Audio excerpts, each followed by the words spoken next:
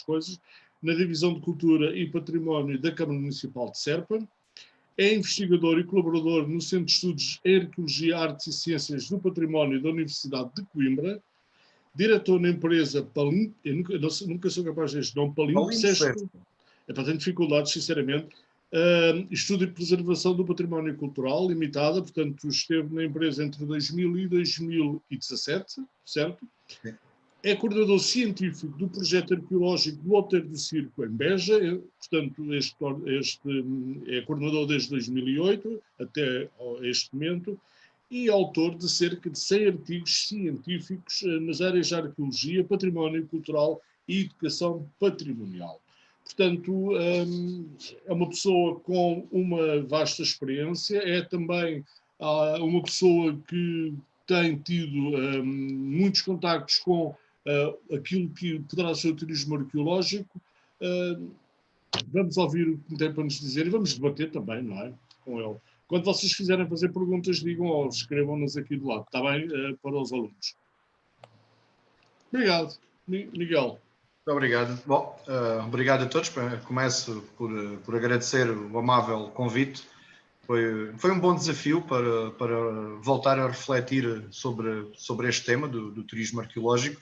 Não é a minha área preferencial de trabalho, mas tem sido um tema que tem sido sempre presente e transversal a alguma das atividades que tenho desenvolvido, quer a nível deste projeto, onde temos sistematizado um bocadinho mais o pensamento e as atividades sobre esta matéria, e também dentro da minha área profissional, no trabalho que desenvolvo na Câmara Municipal de Serpa e em outros trabalhos anteriores. Agradeço também naturalmente a presença dos alunos, espero que gostem, que participem e coloquem bastantes questões, porque creio que será muito mais interessante se forem interrompendo quando tiverem alguma dúvida, alguma noção que às vezes possam não perceber ou que queiram logo colocar a questão para criar aqui uma maior dinâmica. Sendo assim, vou passar se calhar já ao PowerPoint. Ainda me aparece aqui o questionário, não sei se posso tirar eu. Ou se... É fechar, sim, sim. É fechar. Pronto, eu vou falar-vos desta área do turismo arqueológico a partir de um exemplo que não é de turismo arqueológico, como irão ver mais à frente, que é um projeto de investigação científica do qual sou um dos responsáveis desde 2008 até à data, o projeto Outeiro do Circo. Na verdade é um conjunto de vários projetos que ali temos desenvolvido. Para simplificar, designamos só como projeto Outeiro do Circo.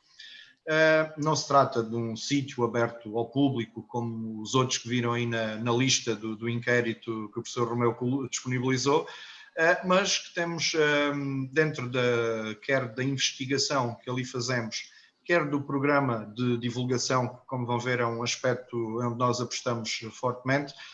Temos feito algumas iniciativas especificamente dirigidas na área do turismo arqueológico. Sendo assim, eu vou começar. Este projeto está enquadrado por uma série de entidades.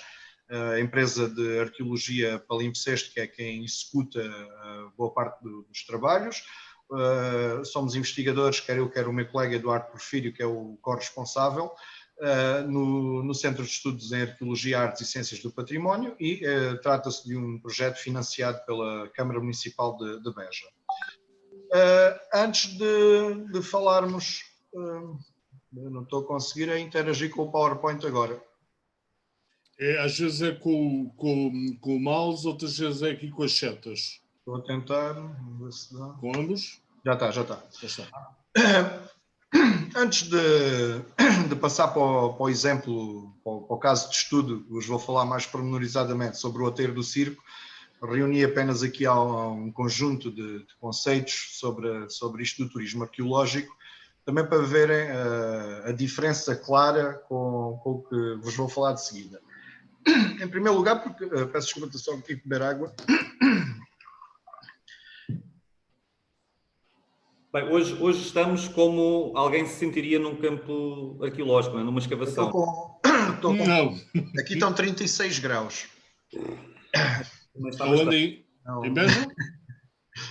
Ora, como estava a dizer, o turismo arqueológico podemos analisá-lo como um segmento dentro de um conceito muito mais abrangente, como é o do turismo cultural ou do turismo patrimonial. Estas designações multiplicam-se e submultiplicam-se, mas na essência pretende sobretudo fazer a divulgação do que é produzido pela investigação arqueológica. Não pode haver turismo arqueológico sem ser devidamente suportado no trabalho de investigação que permite depois a sua divulgação ao público. E outro aspecto também essencial, na minha opinião, a estar presente, é que os vestígios arqueológicos são finitos e são bastante frágeis, o que cria aqui um paradoxo entre a necessidade dos promover, dos divulgar, dos ter disponíveis ao público e os cuidados a ter com o impacto que a pressão turística, a pressão do público possa provocar sobre eles. Dois exemplos que meto aqui dos mais paradigmáticos em todo o mundo, o Coliseu de Roma e as pirâmides do Egito, são daqueles sítios arqueológicos que recebem milhões de pessoas ao longo do ano, têm um impacto gigantesco nas economias locais e nacionais, com as receitas que geram, mas criam imensos problemas para a conservação destes monumentos. Se não for devidamente acautelada, daqui a alguns anos, umas décadas, o que seja, já não estarão cá para serem usufruídos. Oh, Miguel, só um segundo. Por acaso há aqui uma pergunta que até me parece que se enquadra, ou que me coloca uma questão que parece que se enquadra neste contexto.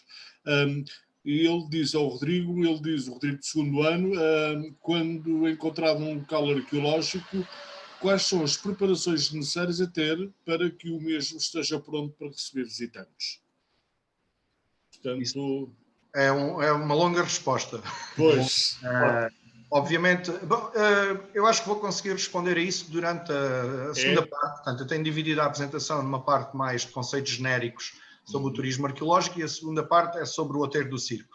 O Outeiro do Circo é um sítio que ainda não está nessa fase de pronto para o usufruto público, o que não impede de se fazerem ações, como irão ver, destinadas ao turismo, às comunidades locais, a uma série de públicos.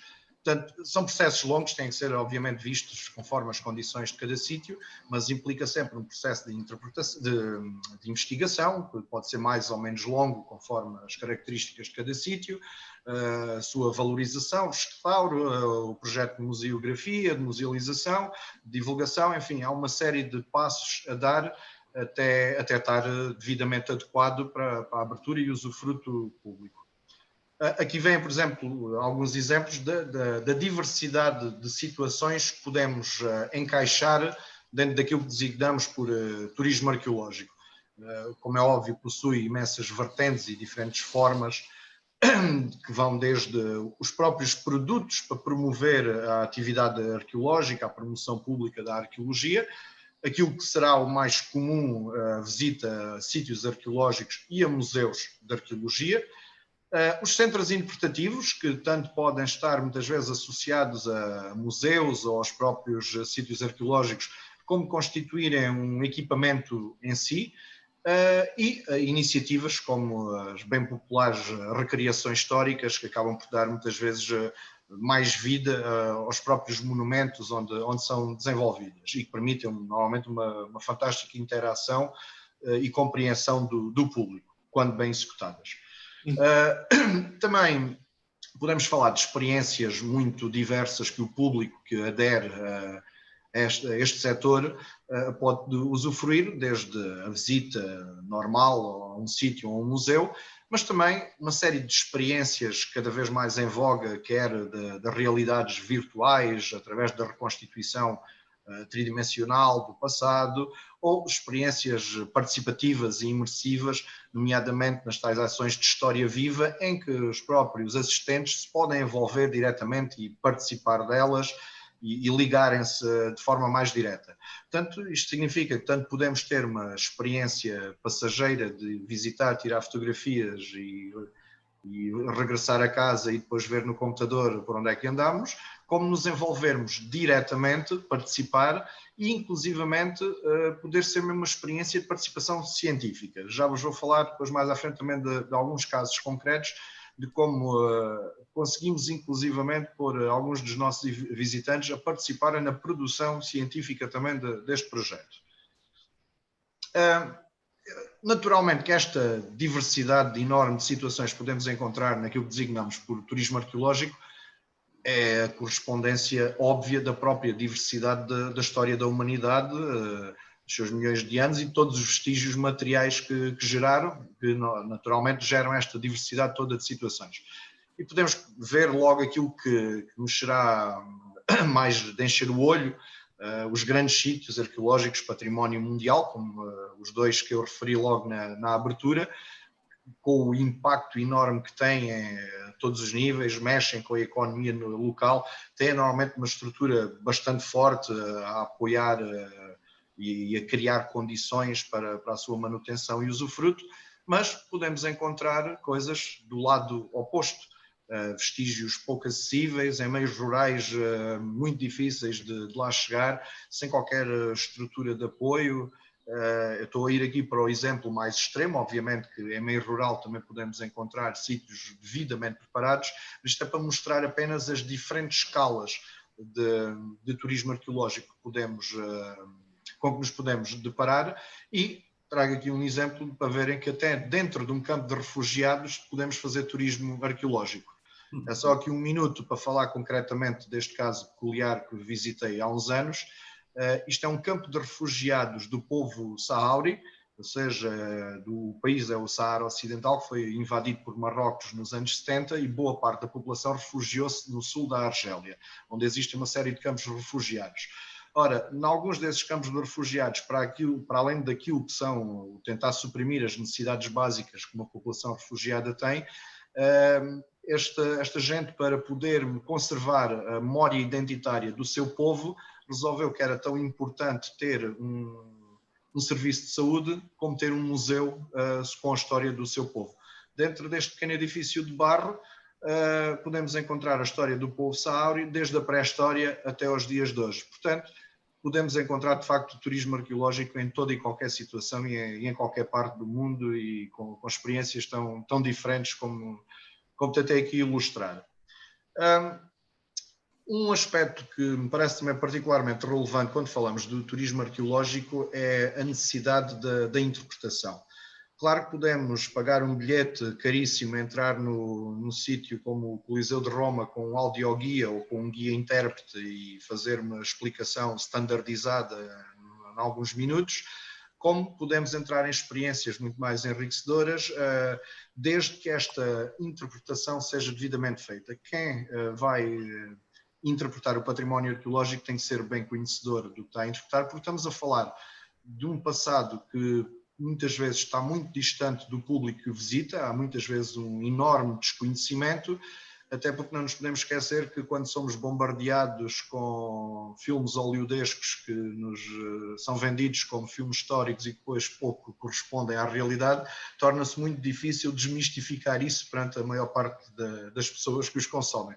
Portanto, a explicação e a interpretação muitas vezes não é tão emocionante como essa que vem nos filmes, mas naturalmente tem que haver quer uma capacitação da pessoa, dos meios que são utilizados para a interpretação, quer os próprios conteúdos, e hoje em dia com as novas tecnologias temos fantásticas opções à nossa disposição que permitem facilmente comunicar aquilo que pretendemos nesta área e como em muitas outras. Depois, a tal questão que falei dos cuidados com o impacto que há sobre estes sítios, que tanto podemos estar a falar do impacto criado pela pressão da presença humana, da visitação, dos cuidados a ter para preservar estes sítios, e também outros que infelizmente são demasiado normais, falando aqui caso concreto do nosso país, que é o abandono e a falta de manutenção destes sítios que, como podem ver pelas imagens, não poderão estar prontos a receber públicos neste estado desastroso que aqui vemos nas imagens.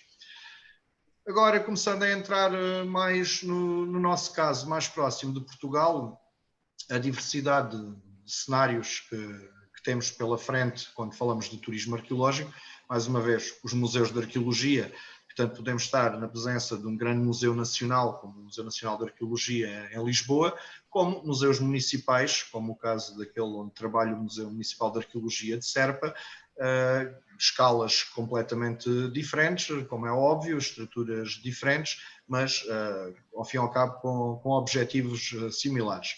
Para além dos museus de arqueologia propriamente ditos, temos muitas vezes coleções de arqueologia inseridas em outros museus, normalmente museus municipais, de conteúdos mais abrangentes, podem ter uma sala de arqueologia, uma secção. Enfim, os museus podem assumir configurações muito distintas. Há depois museus polinucleados, podem integrar sítios arqueológicos, diferentes espaços temáticos, enfim, basta navegar pela net em 10 minutos, dá para perceber bem toda a diversidade de situações que temos nos museus com arqueologia em Portugal. Miguel, temos aqui uma pergunta. Sim. Pode vir aqui também complementar um bocadinho e da sua experiência enquanto arqueólogo e conhecedor profundo do trabalho que se vai fazer na arqueologia em Portugal. Há aqui uma pergunta que é a seguinte: quais os locais em Portugal que se pratica realmente turismo arqueológico? Ou seja, dentro da sua experiência de campo, que locais é que você tem noção que realmente existe algum produto relacionado com o turismo, ou mesmo que seja eventualmente um serviço educativo com grande dinâmica, por exemplo? Que locais é que para si serão, neste momento, as grandes referências ou aqueles que você conhece que estão a trabalhar bem? Eu, sinceramente, creio que há inúmeras boas experiências atualmente.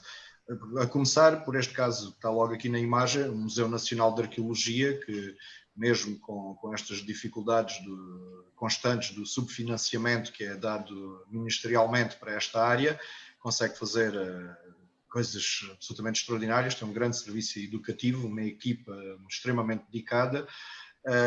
Sinceramente, será injusto estar aqui a destacar alguns, porque vão faltar muitos outros. Claro. Existem muitos museus capacitados com bons serviços educativos, há museus com experiências sensoriais, de realidade virtual, outros que valem pela qualidade das suas coleções, mesmo que sejam museus já um bocado datados, um bocado antigos, mas não deixam de ser uma excelente experiência de visita pelas extraordinárias coleções que acolhem. Enfim, hoje em dia, com o boom das redes sociais, facilmente descobrimos atividades constantes, museus que promovem jogos online sobre as suas coleções, que lançam desafios para o público participar, quer presencial, quer virtualmente.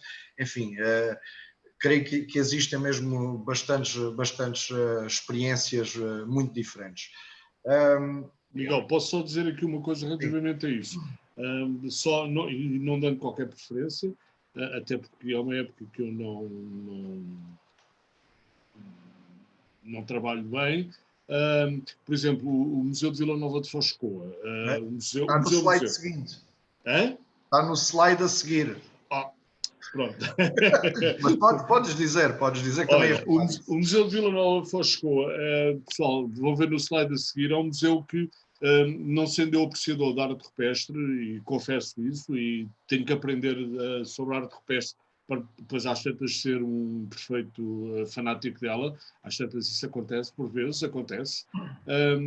Eu fiquei muito surpreendido quando visitei pela primeira vez, e quando digo a primeira vez estou a sublinhar bem. Quando visitei a primeira vez o museu, até porque se calhar sou das poucas pessoas, e há aí uma grande polémica sobre o edifício, sou das poucas pessoas, eu acho o edifício fantástico, sinceramente, porque acho que o edifício me consegue transportar para as gravuras, para o local, para o sítio, e depois, por dentro, o museu é muito interativo, é muito moderno, é muito interessante. Isto ao ponto de eu ter ido lá uma primeira vez e ter regressado, eu vivia na altura relativamente perto, e ter regressado imensas vezes, e depois levou-me, por exemplo, a ir a fazer aquele caminho horrível para o Cavalo de Mazoco, que é um caminho extraordinariamente... E depois tem uma paisagem deslumbrante, mas fui lá várias vezes, fui lá em todas as estações do ano para perceber, portanto, ao Cavalo do Mazoco, e fui várias vezes ao museu. Isto a propósito às vezes por exemplo, temos aqui um exemplo nesta imagem que eu gostava muito do museu, eu não vou falar mal, mas era Conímbriga, quer dizer, Conímbriga está à espera de alguma coisa, não é? Ok, peço desculpa. Pronto, sim, eu já vou complementar esta questão do COA. Também estive recentemente lá a participar num seminário de arqueologia pública. Eu ainda não conhecia o museu, já trabalhei em Foscoa quando ainda era estudante, visitei várias vezes e é fantástica a transformação criada com aquele equipamento. Mas eu enquadro aqui nesta apresentação Foscoa num outro tipo de exemplos. Porque, como eu estava a dizer, para além dos museus que eles próprios têm estas diversidades de situações, temos também os casos dos museus de sítio, ou seja, sítios arqueológicos que são musealizados e o projeto museográfico é centrado naquilo que surgiu naquele espaço, que nos ajuda a perceber aquele espaço, como essa imagem dos vidros aí em baixo, que é o Museu do Sembrano em Beja, e que é uma autêntica janela para o passado, como por exemplo em Lisboa, agora está-me a faltar o nome, junto à Casa dos Bicos. Na Casa dos Bicos há um espaço semelhante a este, tem a muralha por baixo. Eu estava a falar daquele do banco, que já tem mais anos. Do antigo BNU. Exatamente, que é uma situação similar a esta, onde se conserva por baixo dos nossos pés e podemos caminhar em cima do passado, neste caso até há 2500 anos atrás, e este espaço permite-nos contar a história daquele sítio concreto, são os museus de sítio. Os sítios arqueológicos visitáveis podem ter equipamentos museológicos ou não, neste caso coloquei aqui Conímbriga também por uma razão óbvia, se não me engano, até foi durante muitos anos o museu arqueológico, o sítio arqueológico que recebia maior número de visitantes em Portugal, e é um sítio absolutamente extraordinário que obviamente achamos todos que merece sempre mais. Conheço o esforço de tudo o que tem sido ali feito nos últimos anos, mas também somos todos exigentes e queremos que se faça sempre um pouco mais. Para além do museu em Conímbriga, também existe agora um museu recente em Condeixa, que é o Museu Poros. Museu não, um centro, diria mais um centro interpretativo, porque é todo baseado nas realidades imersivas, virtuais, nos ajuda a compreender e a explicar de uma forma muito mais interativa este mundo romano do que caminhando só pelas suas ruínas, e podem funcionar como um excelente complemento, como julgo que está a decorrer. E o caso também dos roteiros, que, na minha ótica, são se calhar dos mais problemáticos em termos de manutenção. Eu sei que vocês na última sessão falaram da questão das rotas e da dificuldade de manter e de assegurar quando é que há condições para promover estas rotas. Também no caso das rotas ou roteiros arqueológicos, noto alguma dificuldade a este nível, porque o problema não é a sua concretização e o seu momento de inauguração, é o que vem logo a seguir, é a capacidade de manutenção, muitas vezes de um património que está espalhado por vários quilómetros em sítios desabitados, o que cria muitas vezes problemas para a sua manutenção.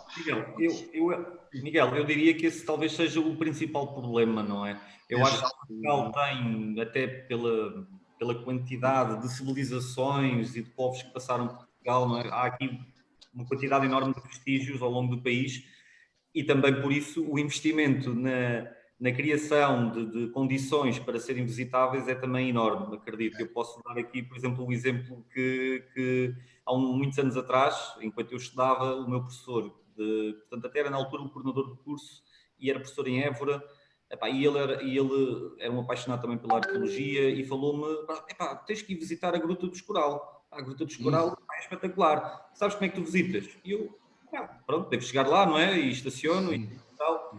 Não, tu tens que ir ao café da Dona Maria, pedir a chave, porque aquilo tem lá um portão, tu abres e depois visitas aquilo como tu quiseres.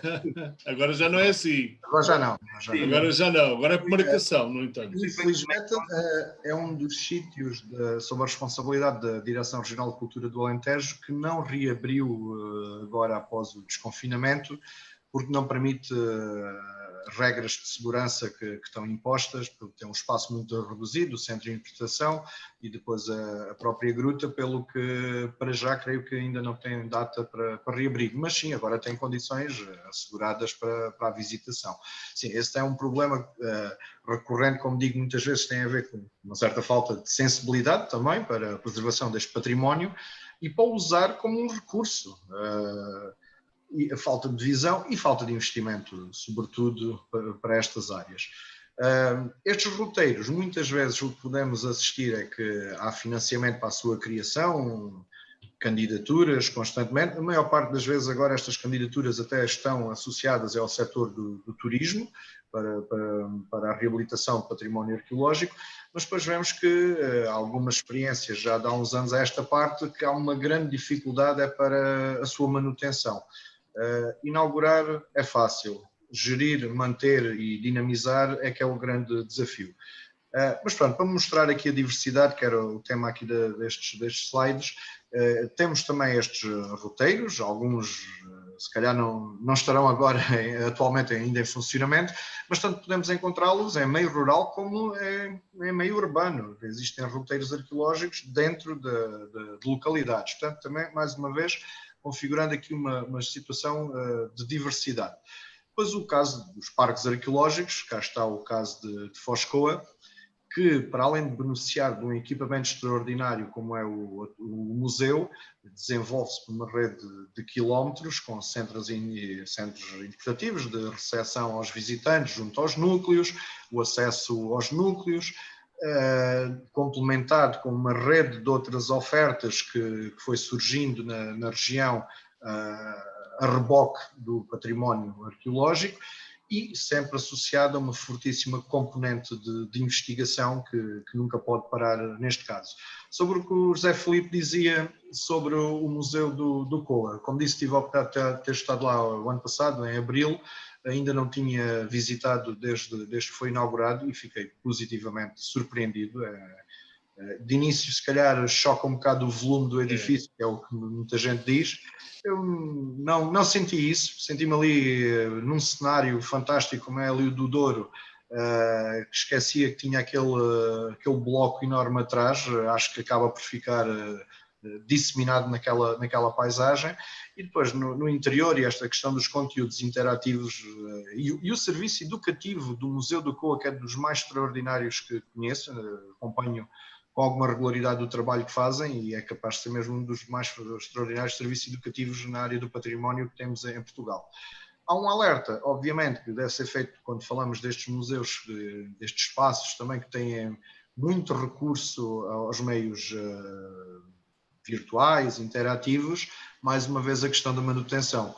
E quem trabalha em museus na área da função pública sabe bem, quando falta uma lâmpada, quando se parte um cabo, lá se vai o conteúdo interativo e depois demora bastante tempo a ser substituído e fica sem servir para o efeito que se pretende, que é explicar alguma coisa ao público. Miguel, tenho aqui uma questão, ainda no âmbito aqui dos roteiros. O ano passado aqui também, vou fazer a pergunta e depois for necessário algum enquadramento eu faço. Boa tarde, sou um aluno do 3º ano, este aluno chama-se Cuban, ele não se identificou. Juntamente fiz portanto, no ano passado com uma colega fiz um projeto em que a proposta era fazer um itinerário arqueológico que continha uma oferta de uma experiência de arqueólogo local no monumento. Mas, infelizmente, não conseguimos executar a ideia da melhor maneira. Falhou, não percebi a última parte da experiência, cortou o som e não consegui perceber. A oferta de uma experiência de arqueólogo no local. Portanto, é o que nós temos estado a falar. Por isso, queria perguntar quais são as medidas necessárias para conseguirmos melhorar a experiência do turista, fazendo que eles sejam participativos e envolvidos, eventualmente, nas atividades, não é? Porque eu aqui já estou a colocar a minha parte, porque é uma ciência, portanto, cuidado com a intervenção. Claro. Mais uma vez, estou a ver que as perguntas que estão a ser feitas estão a adiantar todo o tema seguinte, ou seja, quando entrar lá já têm as respostas todas.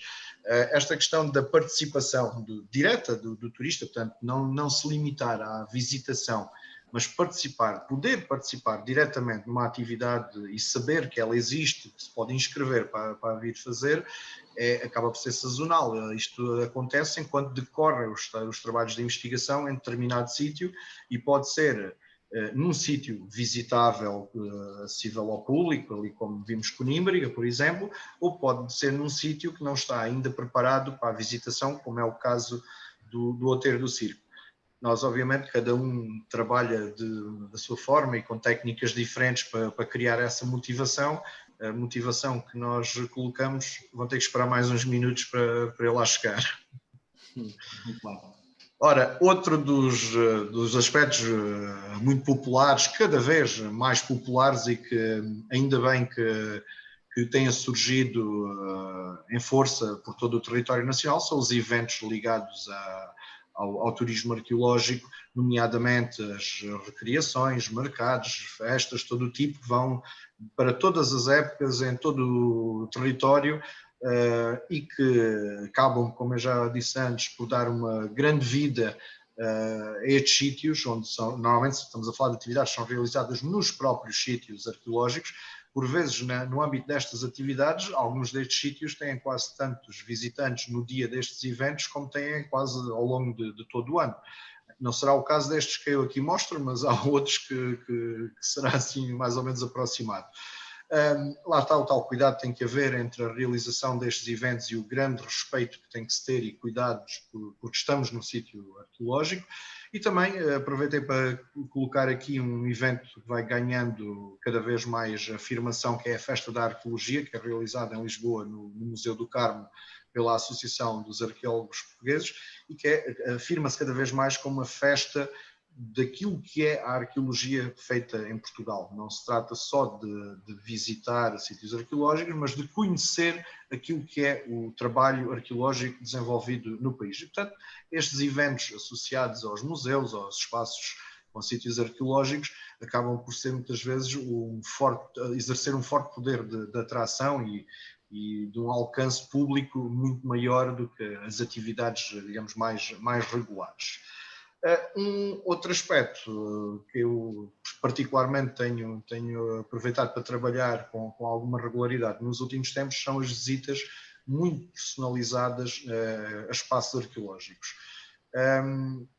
No meu caso, tem-me sido mesmo solicitado para acompanhar alguns grupos por ser arqueólogo e por poder, se calhar, dar uma visão um bocadinho diferente de um guia intérprete, que não, obviamente, não tem depois uma série de enquadramentos que nós temos, e acabam por ser visitas, digamos, podemos quase chamar a isto um turismo de autor, porque tratam-se de iniciativas desenhadas de propósito a pedido de determinado grupo com interesses muito específicos. Em algumas destas visitas, os interesses eram focados no património romano, foram concebidas e desenhadas para usufruir de uma série de sítios romanos na região de Beja e Vidigueira, e complementados depois com outras ofertas deste território, desde a gastronomia, a enologia, a natureza, enfim, vários aspectos que facilmente conseguimos juntar. Estas visitas personalizadas acabam por ter muitas vezes a vantagem de uma constante interação com o público, em vez das visitas mais tipificadas, com duração regular, etc. E se calhar aqui numa visita a um sítio arqueológico como este, que é a Vila Romana de São Cucofato, se calhar o visitante não perderia mais do que meia hora, acabámos por estar aqui quase 2 horas, literalmente, à conversa. Foi mesmo uma conversa que se gerou com os pormenores, com as curiosidades, que, ao fim e ao cabo, estamos a descodificar o sítio. E por muito que queiramos fazer uma sinalética explicativa no sítio, nunca podemos, obviamente, colocar lá toda a informação, não o podemos encher demasiado, e é diferente alguém tentar visitar um sítio destes, tentando percebê-lo apenas pelo que diz no folheto promocional ou nas placas explicativas, do que estar acompanhado por alguém que consegue, e alguns bem melhor do que eu, que conhecem melhor esta realidade, de enquadrarem numa série de outras problemáticas. Ora, para concluir aqui esta primeira parte, é óbvio que todos sabemos que o turismo é um dos grandes casos de sucesso em Portugal e ponho ali turismos porque, seja qual for a área, o setor, o nicho dentro da área do turismo, estivemos até há bem pouco tempo a viver um período de crescimento sem parar. Os números deste ano, mais uma vez, iam para níveis estratosféricos, mas não é só de números se faz o sucesso do turismo. Esta diversidade de nichos que têm surgido é, para mim, se calhar, o melhor exemplo do sucesso que esta área atinge. Só que agora temos este grande muro no estômago que todos levamos e do que é que se prevê para os próximos meses e para os próximos tempos. Obviamente muita gente já anda a falar disto, da retoma e em que condições será a retoma, se vamos conseguir ter a retoma do turismo de massas de praia e sol, ou se vamos ter uma aposta cada vez maior e mais diversificada nos turismos de natureza. No território, por ele todo, não é? Como? No território, naquilo que ele tem para oferecer, no território de uma forma integral. Diversificar e espalhar por todo o território em todas estas pequenas categorias. Porquê? Porque, ao fim e ao cabo, face às restrições atuais, estes turismos mais dirigidos acabam por permitir dar aquela garantia de segurança, de espaço, enfim, de condições que agora estão a assumir cada vez mais importância, como se vê aí pelo selo desenvolvido pelo Turismo Portugal, porque agora o mais importante é que o espaço que é visitado esteja limpo e seja seguro. Mas, de facto, é algo que tem que se recuperar de quem nos visita, sentir essa segurança, sentir que está seguro, e quem trabalha nestes locais também sentir que está a trabalhar com todas as condições e em segurança. Os museus em Portugal reabriram a partir do dia 18, uma feliz coincidência com a data do Dia Internacional dos Museus. Todos tivemos que nos adaptar a esta nova realidade de reduzir o número de presenças, ter o distanciamento social, a obrigatoriedade de seguir a todas as recomendações da Direção-Geral de Saúde, tentar fazer visitas guiadas com uma máscara à frente da boca que limita bastante. Portanto, vão ser agora períodos de adaptação, que acredito que, se as coisas continuarem a evoluir progressivamente, vão sendo menos restritivas ao longo dos próximos meses, e havendo uma recuperação gradual, quer deste setor, quer de outros. Agora, antes de passar propriamente dito ao tema do Outeiro do Circo, queria só aqui fazer um ponto de situação, se tiverem algumas questões relativas a esta primeira parte, antes de entrar agora no caso de estudo muito, muito particular. Havia aqui uma questão que já está aqui há algum tempo, da Maria Soares, que ela pergunta muito claramente, como é costume da Maria Soares, considera este tipo de turismo lucrativo? Eu acho que, se olharmos para ele como um turismo lucrativo, torna-se um turismo altamente perigoso. Exatamente. Muitas destas áreas são financiadas pelo setor público. A exploração comercial destas áreas patrimoniais é um debate muito complexo. Há quem seja a favor, acho que há quem seja contra. Parece absolutamente óbvio para toda a gente que uma gestão privada, que é o que visa o lucro, só é viável nos grandes monumentos e nos grandes museus e, portanto, nunca pode ser aplicada como uma regra geral. Muitos destes vão continuar a depender de orçamentos autárquicos, municipais, de financiamentos estatais, porque, se visarem o lucro, não pervertem a sua lógica. Miguel, eu tenho aqui um fator, que é o lucro realmente pode ser medido de uma forma muito direta, mas depois há uma outra variável que é, portanto, quando temos um grupo de turistas que visitam um determinado local arqueológico, e aqui estamos a falar de turismo arqueológico, ele eventualmente não vai apenas gastar o ingresso pelo bilhete no local, não é? Provavelmente ele vai comprar alguma coisa ali nas redondezas. Local, exato. Provavelmente até pode ficar lá em algum alojamento. Portanto, há aqui uma economia à volta dos locais, não é? E que, no fundo, trazem riqueza àqueles que fornecem serviços complementares. Portanto, exato, concordo em absoluto. Acho que acaba por ser muitas vezes esse o papel assumido, por exemplo, por muitas autarquias, em que disponibilizam estes conteúdos muitas vezes de forma gratuita, museus e sítios arqueológicos visitáveis sem qualquer entrada, Julgo que às vezes o facto de se pagar pode dar a ideia de que é preciso ter mais cuidado e as pessoas acabam por dar mais importância porque tiveram que pagar para entrar, mas também muitas vezes reduz normalmente o número de visitantes, mesmo quando se tratam de valores absolutamente simbólicos para a entrada num sítio arqueológico. E é a minha filha que volta e meia anda aqui a passar porque ela queria dizer olá antes de começarmos e agora anda aqui a ela que diga. dizer olá a toda a gente depressa. Pronto. É a Ana. Olá. E agora perdi-me um pouco. Esta questão das entradas pagas permite depois esta criação de receita, não no sentido de visar o lucro, mas muitas vezes para, nem tanto para criar propriamente ali um excedente para investimento. Muitas vezes a verba nem chega para isso, mal chega para pagar os consumíveis. Mas acaba por ser, obviamente, bom se for para aplicar, para minimizar o peso de um orçamento. Mas digamos que a maior parte das vezes estas coisas têm um peso bastante leve num orçamento global de uma autarquia, por exemplo. Obviamente não posso dizer isto para todo o tipo de sítios, há uns que implicam custos bem maiores, outros que não.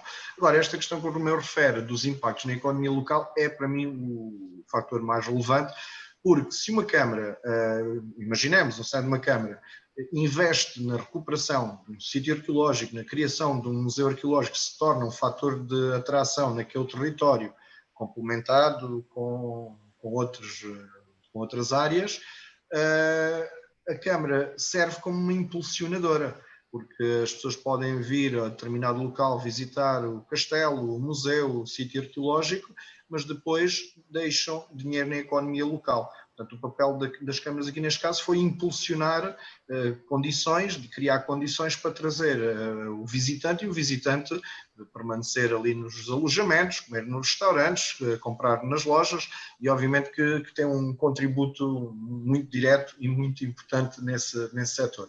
Agora, se pensarmos numa exploração comercial de um sítio arqueológico para dar lucro, até tenho bastante receio do que é que ali se poderia fazer para gerar lucro. Muitas vezes tornam-se quase pequenas Disneylândias, que pervertem completamente a lógica subjacente e acaba por ser, parece-me, um tema algo perigoso. Agora, desculpa interromper, deixa-me só dizer, embora haja, por exemplo, uma experiência extremamente interessante num parque temático, que é Puy du Fou, que vai abrir agora à beira de Toledo, cá, portanto, aqui mais perto de nós, há em França, aliás o projeto é francês, que é muito interessante, e é muito interessante enquanto clique para as pessoas pensarem a história de outra forma, e a história e toda esta grande área. E é um projeto muito interessante, é um parque temático, ponto. No entanto, por exemplo, é algo muito interessante e eu consigo ter uma percepção por causa da minha relação com a recriação histórica. É um parque temático em que o rigor histórico está muito presente. Claro, há aquela cena toda de animação à volta, mas é engraçado, é engraçado. E contam bem a história. Existem algumas experiências muito enriquecedoras a esse nível, sem ser tanto na lógica do parque temático, porque acaba por ser um espaço de animação. Existem, por exemplo, as quintas e espaços históricos experimentais, sim, onde a pessoa vai viver como se vivia no Neolítico, na época romana, sem acesso ao mundo exterior, com os telemóveis proibidos. Pode ir viver num acampamento romano na muralha de Adriano, mesmo a dureza da vida do legionário na fronteira norte. Pode viver numa quinta experimental da Idade do Ferro, a beber água diretamente do ribeiro e a cultivar a sua própria comida. Existem alguns parques destes, um pouco por toda a Europa. Em Portugal não há ainda muita experiência nenhuma, creio eu, assim de sucesso. Há uma que é uma pessoa que está a instalar ali ao pé de Santarém. Hã? Manuel Calado. Epá, não me recordo o nome do homem, mas falou comigo. Não é esse. Não, ali à beira de Santarém. um tipo que está a investir num acampamento, pré-entrada da Fossa Henriques Não conheço essa experiência, conheço este caso do parque. Eu mando depois. Ok. O Manuel Calado, um arqueólogo que tem desenvolvido um projeto assim, associado também a um certo turismo de natureza e com conteúdos arqueológicos, mas estes casos que eu digo normalmente são de projetos com uma certa envergadura, existem desde parques megalíticos, as pessoas podem ir para lá aprender como é que fazia uma anta, decorá-la, como é que se vivia naquele tempo. Algumas são quintas experimentais com objetivos científicos, mas que também têm uma parte pedagógica aberta ao público, portanto há todo um tipo também de diversidade de experiências a esse nível que me parecem situações muito interessantes para explicar a história, para explicar os sítios, porque ao fim e ao cabo, quando ali entramos, estamos a ver tridimensionalmente como é, estamos a ver as cores, não estamos a olhar para umas pedras no chão, que muita gente acaba por ver quando visita algum sítio. Romeu, tinhas alguma pergunta?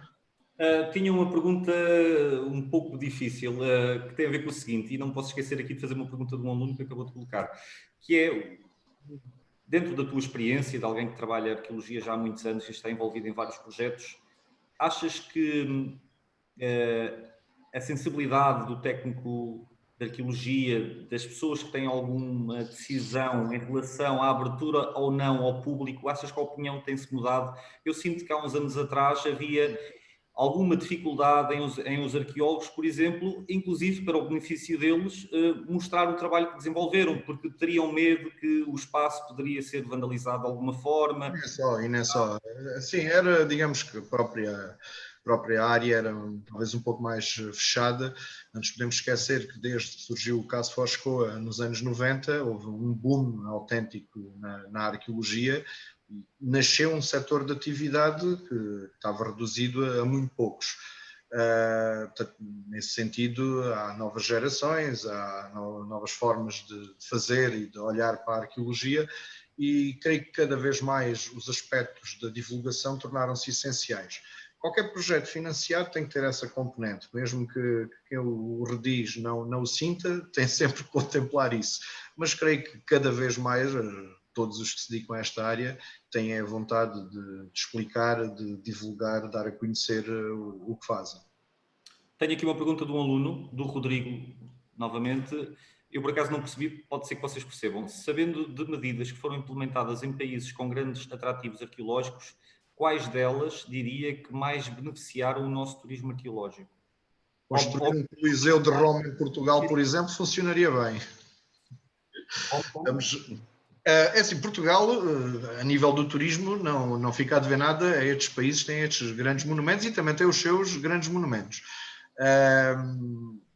Pronto, não podemos voltar atrás para modificar a história e criar novos atrativos. Temos é que saber projetar, divulgar muito bem o que temos, conservá-los muito bem e, sobretudo, saber explicá-los. Sobretudo não, creio que se calhar o maior problema é se não formos nós cá ter orgulho e um profundo conhecimento do que temos, também não conseguimos convencer outros a virem cá conhecer as coisas. E creio que a esse nível é uma situação portuguesa, apreciamos sempre muito mais o que há lá fora, damos muito mais valor quando muitas vezes não olhamos para que temos exatamente o mesmo cá e que desaproveitamos ou não damos o devido valor. Ok, obrigado. E já... Sim. Uma pergunta da Mariana Filipa. Olá, boa tarde. Isto é a Mariana do primeiro ano. Olá, boa tarde. Que cuidados tem para que ao longo do tempo os sítios continuem sempre aptos a visitas sem o danificar? Lá está, a tal correta manutenção, feita regularmente. Os sítios arqueológicos, cada um tem as suas especificidades e as suas formas de manutenção, como é óbvio, mas uma manutenção correta, ou seja, tem que haver sobretudo um bom planeamento. Como digo, a partir do momento que é aberto ao público, tem que se ter noção que é um espaço que vai sofrer e que precisa de ser devidamente mantido e devidamente dinamizado. Portanto, desde logo, esta questão da manutenção e prever que serão necessários de X em X tempo medidas de restauro, de conservação dos bens arqueológicos, sejam peças, sejam estruturas, e que isso é feito com alguma regularidade, porque, ao fim e ao cabo, nenhum sítio arqueológico, quando abre ao público, está pronto para durar 500 anos sem qualquer toquezinho de vez em quando, como qualquer outra coisa, não é? Portanto, qualquer castelo, não é? E outros... Sim, agora, claro que pela sua própria natureza, há sítios mais frágeis, outros que resistem melhor, mas um bom planeamento para que a manutenção seja feita regular, porque é essencial para que mantenha boas condições durante mais tempo, e se houver uma boa manutenção, há uma menor necessidade de fazer intervenções mais profundas, de restauro, por exemplo, de X em X tempo, que depois obrigam ao fecho ao público, criam transtornos, e são bastante incómodos, mas por vezes acaba por ter que ser necessário. Já agora eu desafio aos nossos alunos que nas próximas questões eu abro diretamente o microfone e podem fazê-las oralmente, está bem? Eu já tinha deixado aqui um comentário logo no início, não tenham receio de participar, que rapidamente se abre o microfone e vocês participam. Eu pedia só para ver como é que estamos de tempo, porque agora é que entra ao fim e ao cabo no tema e já estamos há bastante tempo a dar conversa. Já estamos com 1 hora, mais ou menos. Um bocadinho porque começamos, eram 4h10. Vou tentar acelerar agora. Bom, vou entrar no tema específico da aplicação desta... O entendimento que nós temos feito, aliás, do turismo arqueológico integrado num projeto de investigação, porque é aquilo que o projeto Outeiro do Circo é. Muito sucintamente para explicar o que é que estamos aqui a falar, porque a maior parte dos assistentes nunca terão ouvido falar deste sítio. Outeiro do Circo é o nome dado a um povoado da Idade do Bronze que fica na região de Beja, fica a cerca de 18 km da cidade de Beja, junto a uma pequena aldeia que se chama Mombeja, é a comunidade mais próxima do sítio arqueológico. É um grande povoado fortificado, portanto rodeado de muralhas da Idade do Bronze, ou seja, tem cerca de 3.000 anos. O que vem aqui é uma fotografia aérea e as linhas verdes mais escuras são os alinhamentos de árvores que definem a muralha. Ou seja, onde há muralha nasceram árvores, não se fez agricultura, tudo o resto à volta são campos lavrados e esses pontinhos alinhados que vêm aqui em baixo são olivais, alguns já bastante recentes, das transformações agrícolas que este território está a sofrer, mas vê-se completamente o desenho do que são as muralhas deste sítio. Um dos aspectos que mais sobressai é a sua extraordinária dimensão, tem cerca de 17 hectares, o que faz dele um dos maiores sítios deste período na Península Ibérica. Aqui tem uma boa panorâmica de como boa parte do espaço interior ainda é agricultado, o que também, obviamente, cria alguns constrangimentos ao sítio, mas que nós achamos que não devem ser impedimento nem para a investigação arqueológica, nem para a exploração agrícola. A muralha é, de facto, o elemento mais notório, que ainda se conserva em boa parte, rodeia o sítio quase na totalidade, com cerca de 2 km lineares de muralhas conservadas. O nosso projeto começou em trabalho de campo desde 2008, nós tivemos aqui uns antecedentes e houve outros arqueólogos antes, mas que não se conseguiu avançar para as escavações arqueológicas. As nossas escavações, suportadas em diversos projetos, iniciaram-se em 2008, sofreram algumas interrupções fruto da habitual falta de financiamentos e de apoios que volta e meia nos assola, e, se tudo correr bem, continuará ainda nos próximos anos. Os trabalhos arqueológicos, só para terem aqui uma noção, podem assumir vertentes também elas muito diferentes, não falamos só da escavação arqueológica, houve uma série de outros trabalhos complementares, desde a geofísica, que nos permite fazer quase uma espécie de radiografia do terreno sem o escavar, levantamentos aéreos, termografias, de modelação digital 3D, e depois todo um trabalho que muitas vezes é invisível, que são os largos meses em gabinete que se passam a processar, a estudar, a lavar, a inventariar todos os milhares de fragmentos de cerâmicas, de pequenas pedrinhas, enfim, de ossos de animais que são recolhidos durante a escavação arqueológica, e creio que a maior parte das pessoas não tem noção de todo o trabalho depois que é desenvolvido.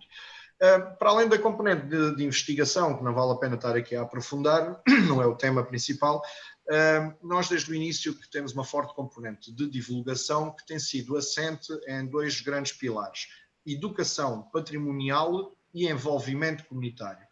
Queremos que o conhecimento produzido seja visto como um fator educativo, e quando falo de educação aqui é educação não formal, não é ambiente de escola. Também trabalhamos com escolas, mas o facto de trabalharmos sobretudo no mês de agosto faz com que seja mais difícil, obviamente, porque as escolas estão de férias, mas também desenvolvemos trabalho com escolas noutros períodos do ano, mas falo sobretudo de uma educação não formal, dedicada a todos os públicos, todas as idades, de todo e qualquer nível social ou área de formação. E o envolvimento comunitário, porque nos interessa particularmente que haja uma participação mesmo ativa da comunidade local. Nós já passámos a fase há uns anos da sensibilização, isso já está conquistado na comunidade que nos está mais próxima, e o que queremos cada vez mais é que o envolvimento desta comunidade que também nos acolheu e que tanto apoio e carinho nos tem dado à nossa presença aqui nestas escavações, queremos é que eles sejam cada vez mais participativos, que eles sintam a necessidade de serem participativos do nosso próprio projeto, porque o projeto é de todos nós, é um projeto, vemos isto como uma arqueologia comunitária, aberto à participação, e vão ver aqui alguns exemplos que eu vou mostrar. Nós somos constantemente desafiados por propostas que vêm de fora, de coisas que às vezes não imaginemos. Nós já desenvolvemos cursos para militares, já fizemos sessões de arqueologia experimental, sessões para turismo, sessões gastronómicas. Portanto, vão ver que às vezes também gostamos de ser desafiados e procurar corresponder. Ora, como disse, a parte pública, porque nós achamos que este projeto deve ser 100% público, desde o dinheiro com que nos financiam para fazer estas atividades, onde é que ele é gasto, que ações fazemos, tudo é aberto ao público. Nós usamos diferentes suportes, mas um dos que nos é mais caro é a visita ao sítio, que nós não somos muito adeptos de fazer aquilo que normalmente se designa pelo dia aberto. No decurso das escavações arqueológicas, reserva-se um dia para abrir à comunidade, aos ATLs, às escolas. Nós temos dia aberto todos os dias em que nos encontramos a trabalhar, e qualquer pessoa que nos visite terá a visita guiada, ficará a conhecer os trabalhos, vai ficar diretamente envolvido. Portanto, este aspecto da abertura ao público levou a que a comunidade local, as comunidades locais, se envolvessem de forma muito direta. Também desenvolvemos um trabalho de proximidade, de conhecer melhor as tradições locais, de nos integrarmos devidamente no projeto a essas tradições. Portanto, isto não é um trabalho que se faz nem há alguns dias, é um processo já com alguns anos. E depois, a outra vertente, os visitantes mais ocasionais, se bem que alguns destes ocasionais já se tornaram públicos regulares, que todos os anos fazem questão de visitar. Portanto, há aqui uma fidelização de pequenos públicos, mas que é importante para nós, e que, para nossa surpresa, a divulgação das visitas abertas ao público em geral fez com que, inclusivamente, pessoas apenas em trânsito nesta região, como devem calcular, não é muito confortável visitar esta região de Beja no mês de agosto com mais de 40 graus, mas acabam por ver aqui uma atividade e um dia muito diferente da normal visita a um museu ou uma estação arqueológica valorizada, e nós dizemos que é a própria valorização do nosso trabalho arqueológico que se torna apelativa a quem visita, porque a pessoa pode conhecer como é que é o processo. Para explicar, nós temos uma espécie quase de visita tipo. Eu não gosto de dizer bem isto porque acabamos por personalizar sempre em função de quem vem, do interesse que a pessoa possa revelar pelo que estamos ali a mostrar. Mas normalmente usamos o sítio como um mirador para a própria paisagem envolvente, para explicar aquilo que não se vê. O sítio, se não tiver alguém a interpretá-lo, um leigo não vai perceber o que está a ver. Depois aproximamos do trabalho arqueológico, conhecer o que é este projeto, o que é que está ali a ser feito, o que é que estamos a fazer em termos técnicos de trabalho, até depois, é uma parte mais interessante para quem gosta destas experiências, a experiência imersiva, em que o visitante pode acabar por ficar a participar na própria escavação.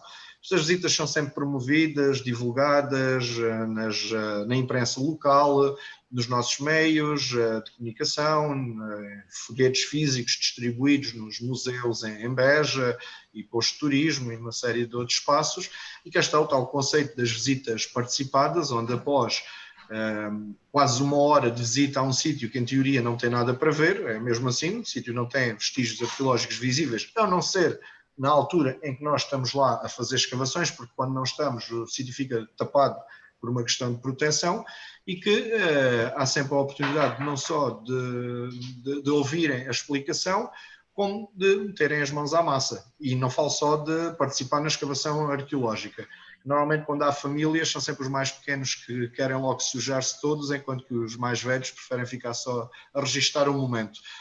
Mas também temos alguns conteúdos preparados com ilustrações, com réplicas e alguns artefactos arqueológicos que podem ser manuseados, porque é sempre uma experiência interessante, não só para os miúdos, para os adultos também, quando sabem que podem estar ali a contactar com um objeto feito por uma pessoa há 3.000 anos e que é um objeto verdadeiro, não está atrás de um vidro no museu, nem é uma réplica, trata-se de uma peça arqueológica. Obviamente não dá para fazer isto com todas as peças arqueológicas, por isso temos algum cuidado de seleção. Para outras usamos réplicas para as pessoas poderem compreender do que é que se trata, e isto serve para nos aproximarmos das pessoas que ali viveram há 3.000 anos, creio que é o principal objetivo, que compreendam que aquilo foi um sítio habitado há 3.000 anos e que nós conseguimos intuir o gesto, os momentos destas pessoas através dos objetos que eles nos deixaram. Portanto, estamos ali, ao fim e ao cabo, a recriar na imaginação das pessoas como é que era o cotidiano e as vivências ali. Para além destas... Miguel, deixa-me só aqui fazer uma pergunta de uma professora que também está a assistir com uma das turmas. A professora Maria de Fátima, ela pergunta, e se calhar pedia-lhe uma resposta dentro daquilo que você conhece, naturalmente. Pergunta a Maria de Fátima, por curiosidade, qual o perfil do turista que procura este local, e entre parênteses, e outros também, e quanto às nacionalidades? Obrigado. Dentro do seu trabalho, o que é que você consegue dizer sobre isto? No nosso caso específico do Aterro do Circo, nacionalidades 99% portugueses.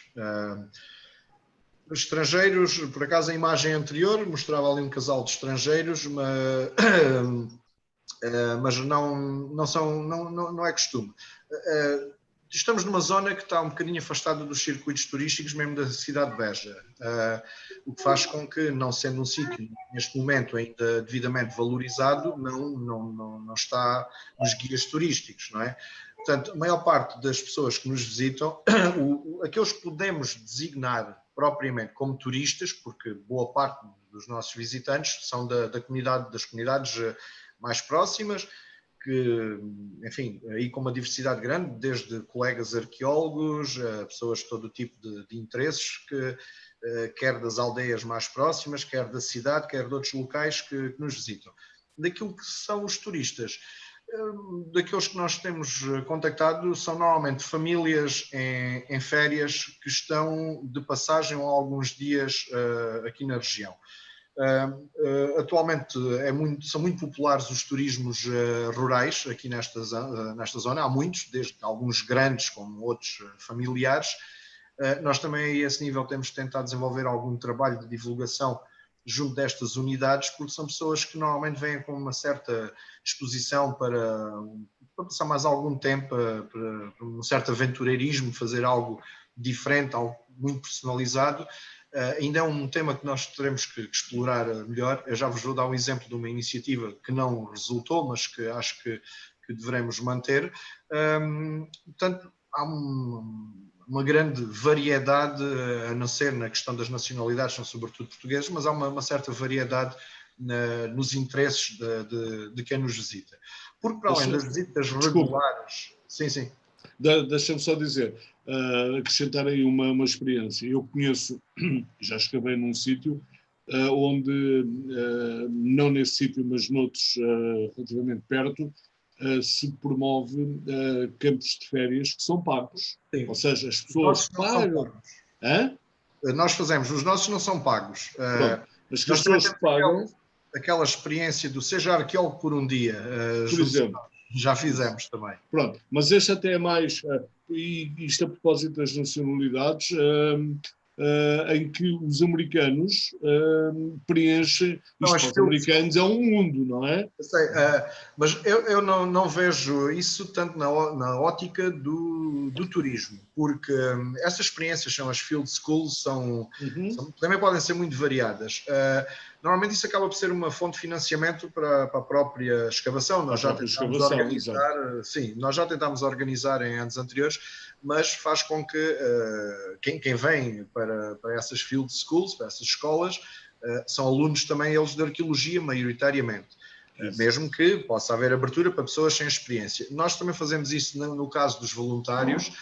Mantemos sempre uma base principal de voluntários ligados à arqueologia, alunos ou mesmo muitos arqueólogos que volta e meia abdicam de alguns dias de férias de praia para virem para aqui colaborar connosco, mas aceitamos sempre pessoas que não são da área e temos tido, olha, assim muito rapidamente, desde uma terapeuta da fala, 2 advogados, um ex-deputado da nação, médicos, engenheiros civis, etc., já tivemos experiências muito variadas com os voluntários. Já tivemos também internacionalização de trabalhos, não em campos pagos, as pessoas inscreveram-se gratuitamente, com gente vinda do Canadá, da Bulgária, de Inglaterra e sobretudo de Espanha. Este ano também tínhamos previsto fazer um campo internacional, mas por causa das questões da pandemia decidimos que era melhor não fazer. Mas esta questão das field schools daria para desenvolver, mas eu, como disse, não associo diretamente à questão do turismo. Eu vou dar um exemplo da participação das escavações que assim considero como um exemplo para a área, para o setor do turismo.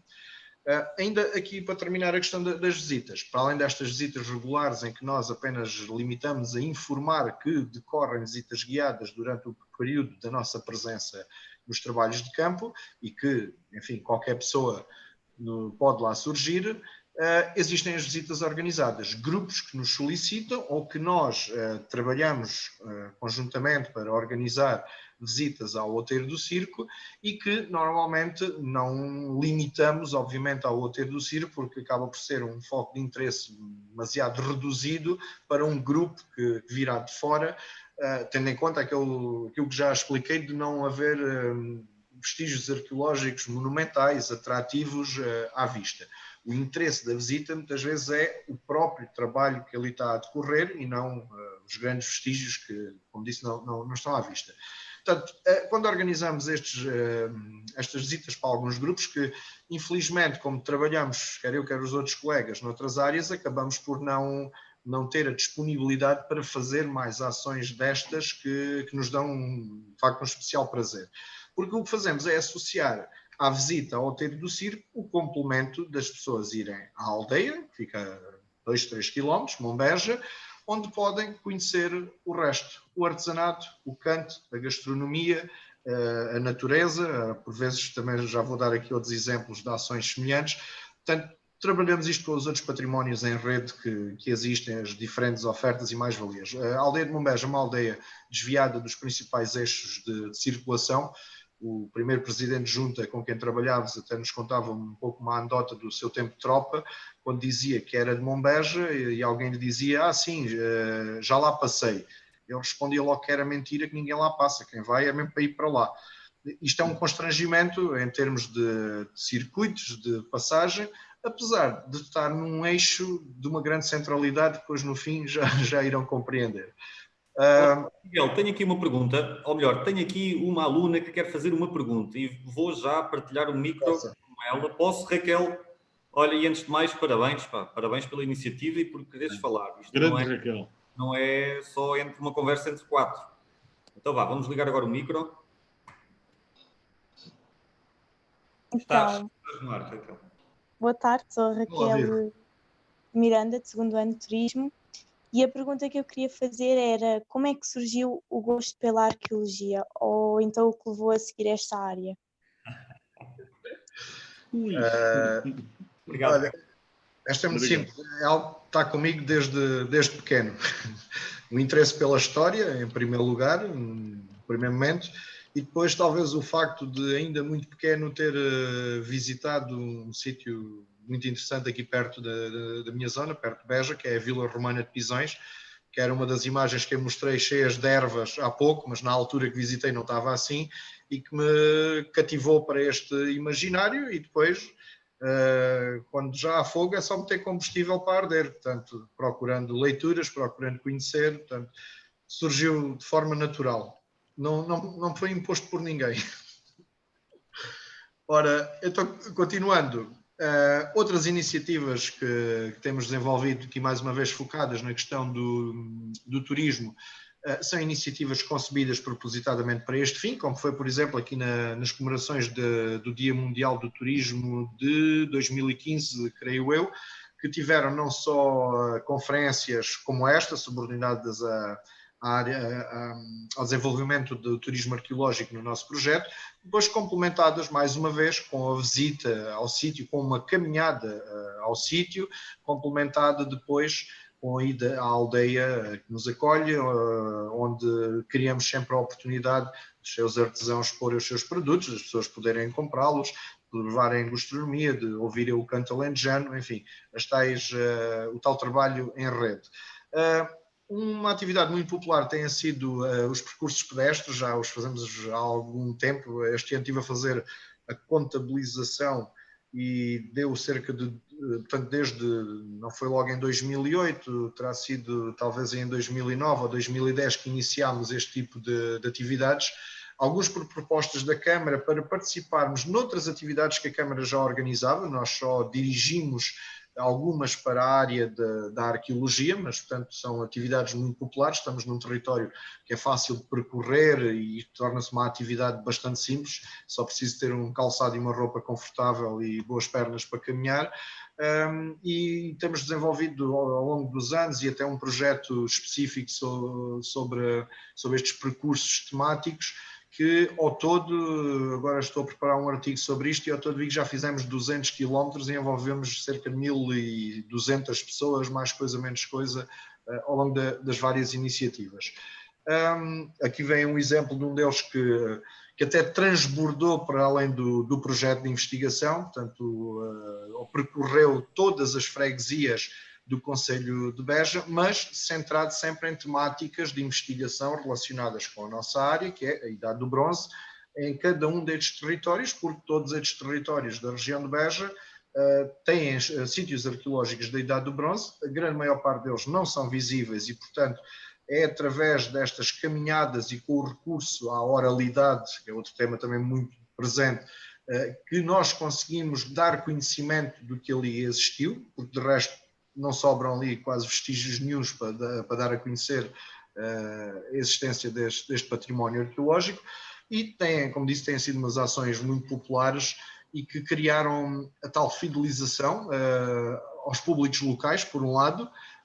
Temos em alguns casos quase um grupo de amigos que nasceu aqui e que percorreu quase todas estas iniciativas sem nunca falhar, mas também conseguimos que estas atividades, com a regularidade com que eram efetuadas, também atraíssem gente que vinha de fora. Nós tivemos, em alguns casos, pessoas que vieram de propósito do Algarve, de Lisboa, do Alto Alentejo, de outros sítios, de propósito para virem participar em algumas destas iniciativas, e creio eu que se tivessem continuado com a mesma regularidade com que já as fazíamos, este cenário teria crescido e íamos ter cada vez mais gente vindo de fora para vir participar, sempre com o tal complemento de outras atividades paralelas ou de outros patrimónios a mostrar. Cá está uma das tais atividades participativas que decorre de uma ação de investigação. Isto é um conceito de arqueologia experimental que surgiu no decurso de dúvidas da investigação feita por uma das nossas colaboradoras no âmbito de uma tese de doutoramento, que tinha a ver com os processos de fabrico da cerâmica que recolhemos no outeiro do circo, e fizeram-se umas ações de arqueologia experimental que foi uma autêntica ação de formação. Portanto, isto teve inscrições, tinha um programa bem definido, foi dividido em 2 sessões, em 2 fins de semana diferentes, onde as pessoas vieram fabricar com as mãos, modelar a cerâmica depois de uma formação teórica e prática sobre como é que se fazia na Idade do Bronze. O objetivo era reproduzir técnicas da Idade do Bronze e depois, no final, cozeram as peças para ver o resultado. Portanto, fizemos como se faria na Idade do Bronze.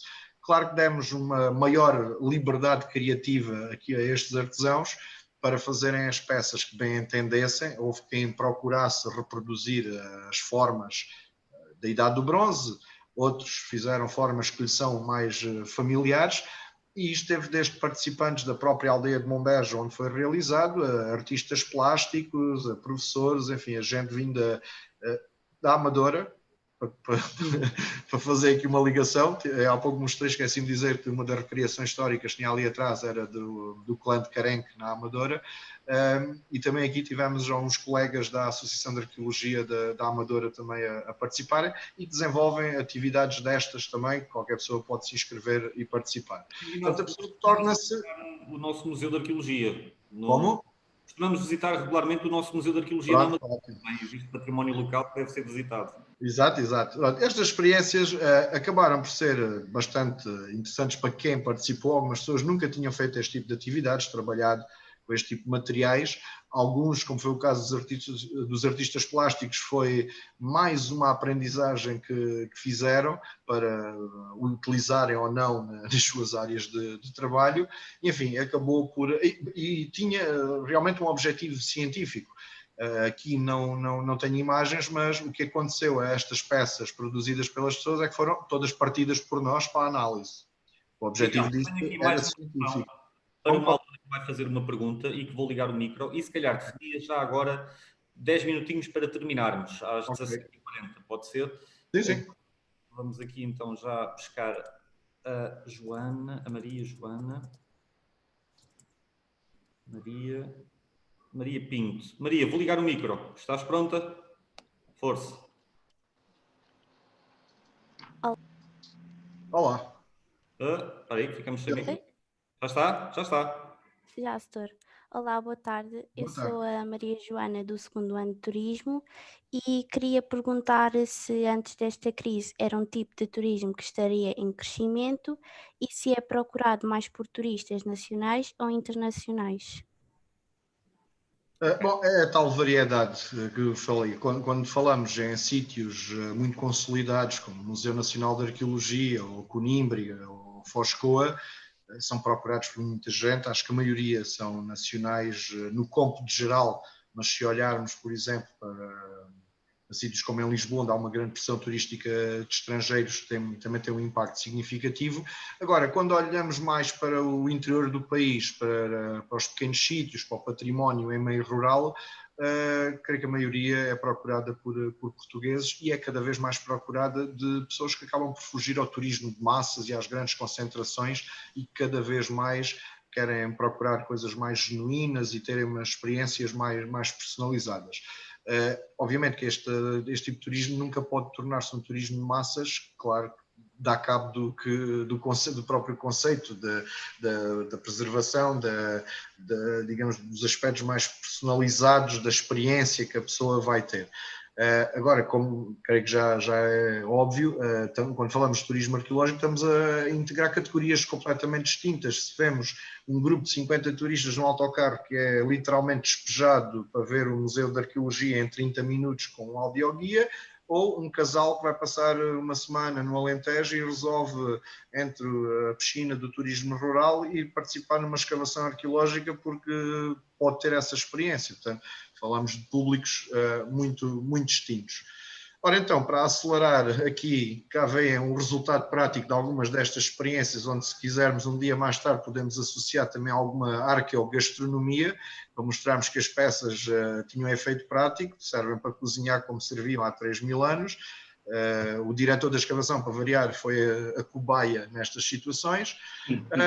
Também, por vezes, cá estão as tais atividades que nos surgem indiretamente, não somos nós que as organizamos, são-nos pedidas por força da divulgação que vamos fazendo. Aqui é um caso um passeio de BTT, que é uma das atividades de maior dimensão na aldeia de Monbeja, que junta cerca de 300, às vezes até mais participantes, e que passou a incluir passagens pelo outeiro do circo a partir do momento em que nós ali começámos a escavar, e que os próprios elementos da organização vão ter connosco para compreenderem o que é que estamos ali a fazer, para eles próprios serem uns agentes de informação para quem vem de fora participar, e vem muita gente de fora, maioritariamente, tanto que acaba por levar também informação sobre a existência deste sítio e o trabalho que ali se faz.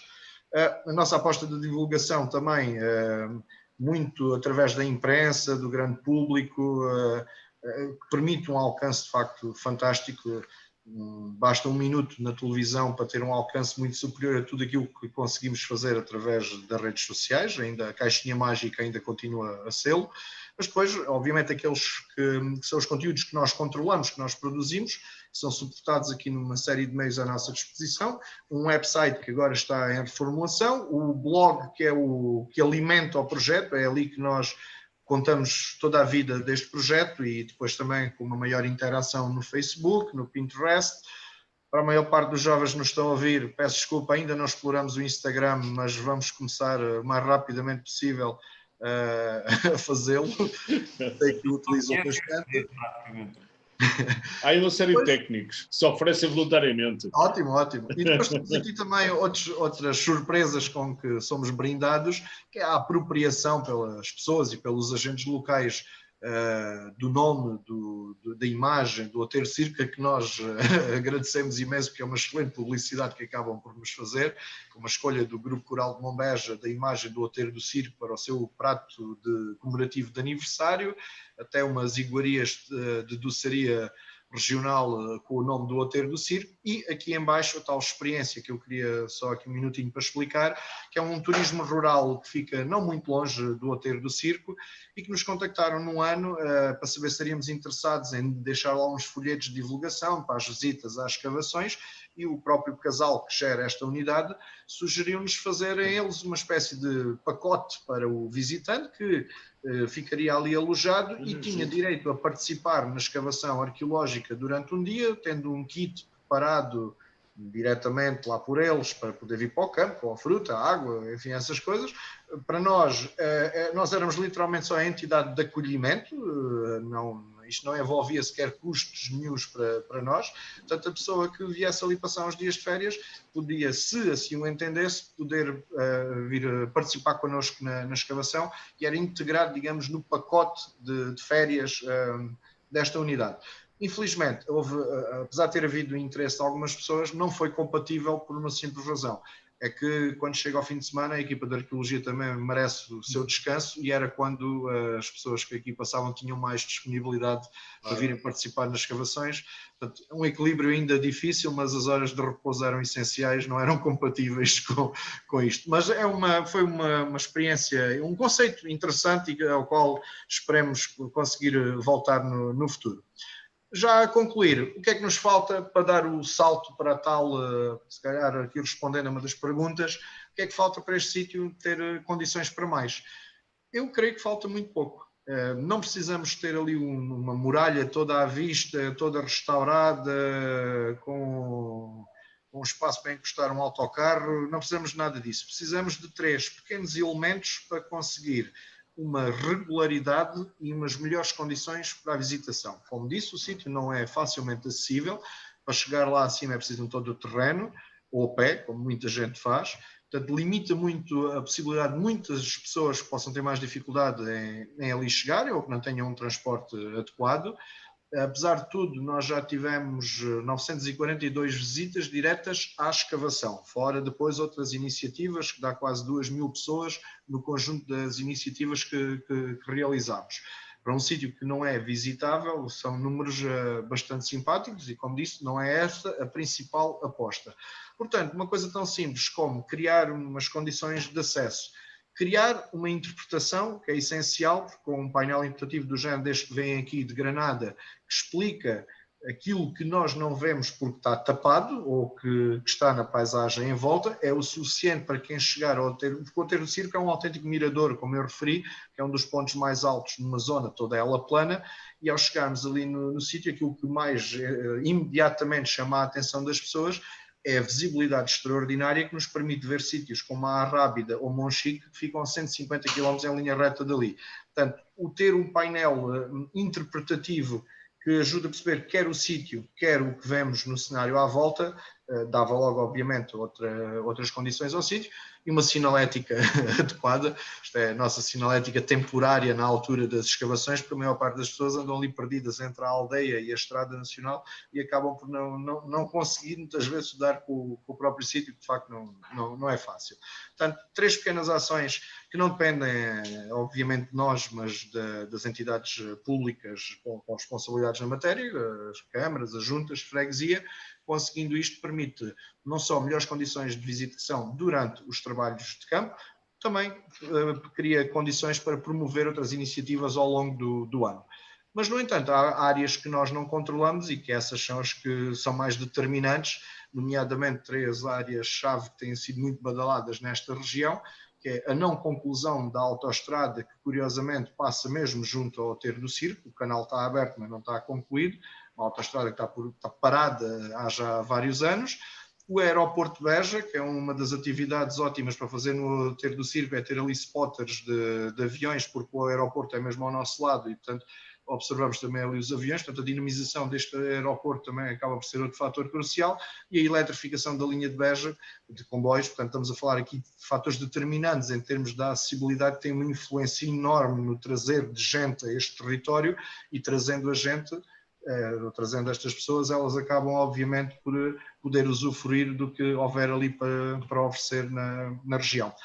Para quem quiser acompanhar um bocadinho mais o que nós fazemos, nós alimentamos regularmente o blog que está aí, o aterrodocirco.blogspot.com, ou podem também seguir-nos no Facebook, colocarem-nos questões, desafios. Estamos abertos a tudo, como creio que demonstrei nestas quase 2 horas, não? Quase 2 horas. Quase. Perto de... E mesmo assim 2 horas foram poucas, não é? Portanto, havia de dizer, poderíamos dizer sobre turismo arqueológico. Carlos, não sei se José Carlos Filipe, não sei se queres terminar. Sim, não sei se algum de vocês quer acrescentar alguma coisa. Sim, se terminamos da forma habitual. Obrigado, Miguel. Obrigado. Foi muito esclarecedor. Julgo que vocês abrindo a voluntários a escavação, haverão aí já uma série deles interessados. Esperemos que sim, embora não sejam pessoas experientes, mas tudo se aprende. E gostava que vocês, alunos, tivessem... E obrigado também à vossa presença, que é bastante útil e é bastante interessante. Gostava que vocês, alunos, também tivessem uma percepção deste nicho. Gostávamos todos, não é? Deste nicho do turismo, que tem muito ainda por fazer, tem muito ainda por trabalhar, e olhem para ele também com muita atenção, porque Portugal não fica atrás, conforme foi dito, não fica atrás de muitos outros países, e nós temos realmente coisas ótimas para trabalhar. Muito obrigado, Miguel. Foi muito esclarecedor e muito útil, certamente. Muito obrigado. Obrigado eu. Aproveito também para me despedir mais uma vez, agradecendo o convite, e dizer que estou à disposição através aqui das nossas redes, nomeadamente através do Facebook, para os alunos ou quem nos queira contactar e colocar mais algumas questões, e sobretudo estamos abertos a ser desafiados, como eu disse. Já anteriormente... A Ana quer-se despedir. Já está na hora, ela já percebeu. E sobretudo, tal como já aconteceu aqui há uns anos atrás, em que alunos de turismo nos contactaram para desenvolver trabalhos académicos, nós estamos à disposição para apoiar com o fornecimento de toda a informação, conteúdos para quem quiser fazer trabalhos. Imaginemos a aplicação de um projeto de turismo para o aterro do circo, por exemplo. Meninos, isto é um desafio. Isto é um desafio. Isto é um desafio. Encham o peito. Para o ano... Ideia. Pode ser que surja alguma coisa. Para o ano, encham o peito. Tá, obrigado, Miguel. Muito obrigado a todos. Boa tarde. Obrigado.